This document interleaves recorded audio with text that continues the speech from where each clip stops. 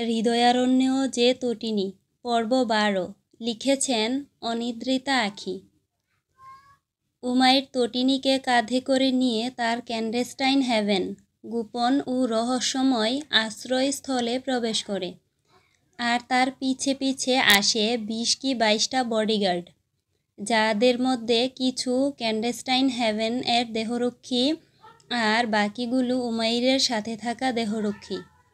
কয়েক ঘন্টা আগে বডিগার্ডগুলো তখন গেট খুলে উমাইরের জন্য অপেক্ষা করছিল, কারণ সব বডিগার্ডদের লিডার লেথ তাদের এই বিষয়ে অবগত করেছিল। ক্যান্ডেস্টাইন হ্যাভেনে প্রথমে উমাইরের গাড়ি প্রবেশ করে, তারপর তার পিছে বডিগার্ডদের 2টা গাড়ি।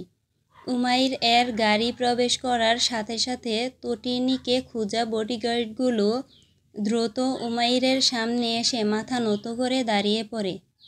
সাথে প্রত্যেকেরই এই শীতেও ভয়ে ঘাম জমতে শুরু করে শরীরে। উমাইর গাড়ি থেকে নেমে তাদের প্রত্যেককে ভালো করে পর্যবেক্ষণ করে, তারপর গাড়িতে হেলান দিয়ে পকেট থেকে সিগারেট বের করে তার বলিষ্ঠ 2 ঠোঁটের মাঝে সিগারেট রেখে তাতে আগুন জ্বালায়।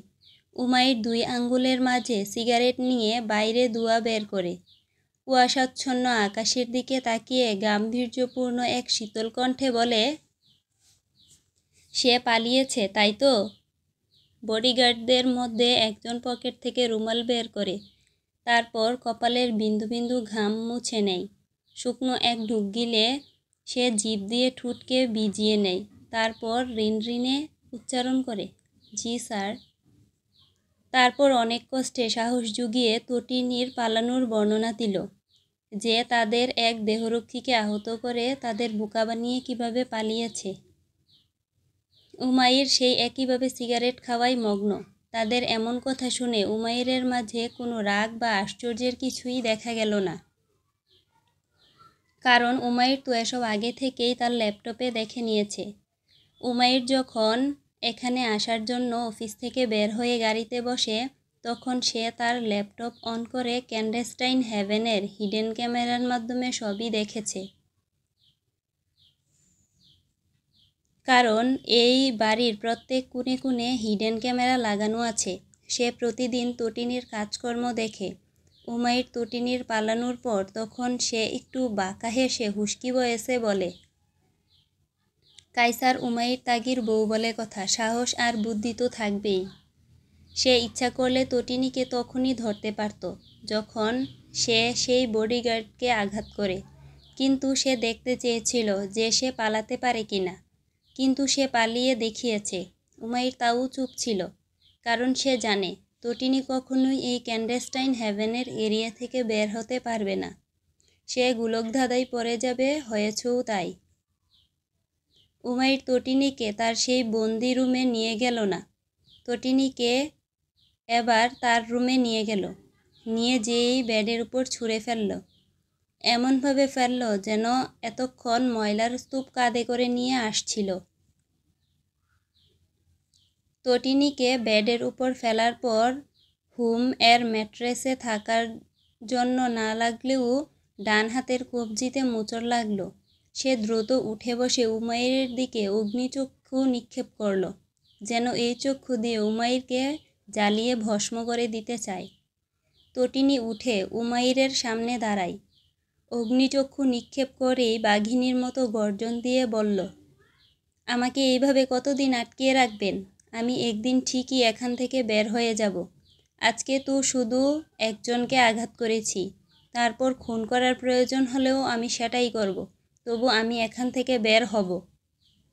তার এমন কথায় উমাইর তাচ্ছিল্যের সাথে বলল, এখান থেকে বের হতে পারবেন, তবে বাসায় আর যেতে পারবেন না। ঘুরে ফিরে সেই আপনাকে এখানেই আসতে হবে। আমি পালিয়ে দেখিয়ে দেব আপনাকে। পাগলের সুখ মনে মনে চেষ্টা করতে থাকেন, তবে এটা মাথায় রেখেন, যত যাই করেন দিন শেষে এই উমাইর কাইসার তাগির কাছেই বন্দী হতে হবে। তার এমন কথাই তটিনীর রাগে ক্ষোভে চোখে পানি টলমল করে উঠল। তার এই লোকটা সমস্যা, অতিরিক্ত রেগে গেলেই চোখে পানি চলে আসে। উমাইর তীক্ষ্ণ দৃষ্টিতে তটিনীর এই রাগে ক্ষোভে টলমলে হয়ে ওঠা গুলাটে চোখের দিকে তাকালো। সে একটা জিনিস আজ লক্ষ্য করল, তটিনীর চোখের দিকে গভীরভাবে কেউ না তাকালে বুঝতে পারবে না যে তার চোখের মণি কিছুটা বাদামি রঙের। উমাইর নজর সরিয়ে নিয়ে গুরুগম্ভীর কণ্ঠে বলল, খুব হয়েছে তোর দৌড় লাফ খেলা। আর তো এই রুমে নিয়ে আসলাম, মানে এই না যে তোর শাস্তি মাফ করে দিয়েছি। কষ্ট করে এত হাই সিকিউরিটির মধ্যে বাইরে বের হতে পারাই তোকে এতটুকু তো ছাড় দেওয়াই যায়।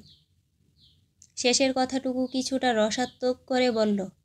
তটিনী কিছু বলল না।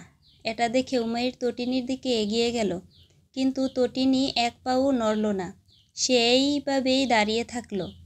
এটা দেখে উমাইর মনে মনে বাঁকা হাসল। তটিনীর দিকে ঝুঁকে তার কানের কাছে মুখটা নিয়ে উত্তপ্ত শ্বাস ফেলল।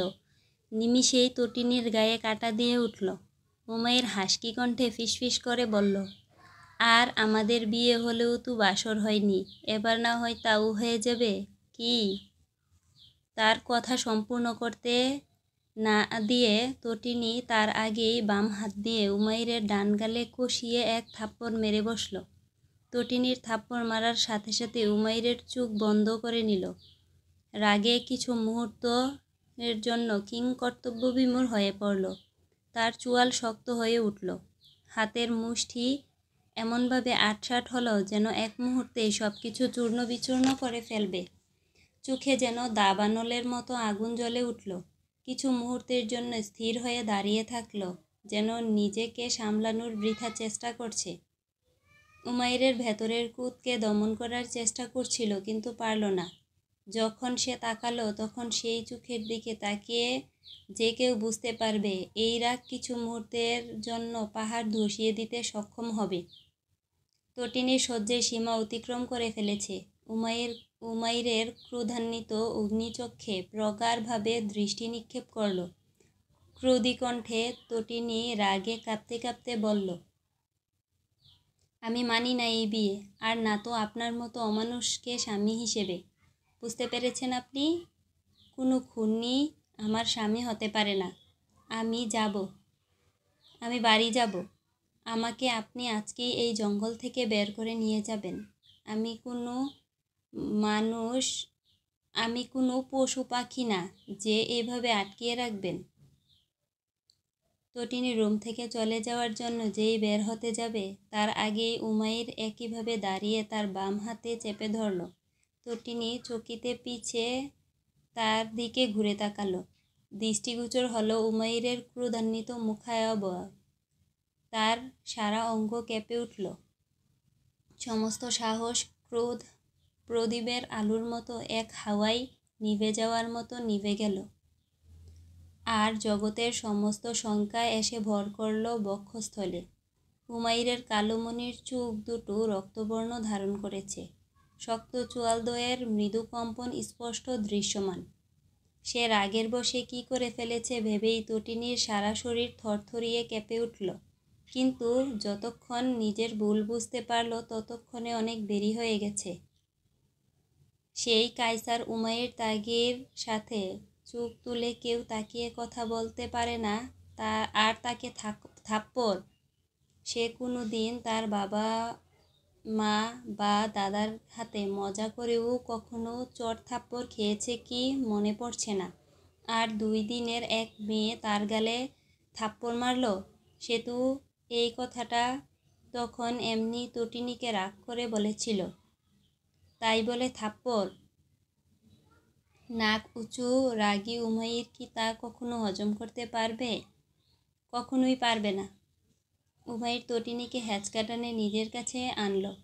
সে তার এক হাত তটিনীর ঘাড়ে রেখে ঘাড় ধরে টানতে টানতে ওয়াশরুমে নিয়ে গেল। বাথটবে পানি ছিল, সেই পানির মধ্যে তটিনীর ঘাড় ঘুষে ধরল, যার জন্য তটিনী ছটফট করতে থাকল।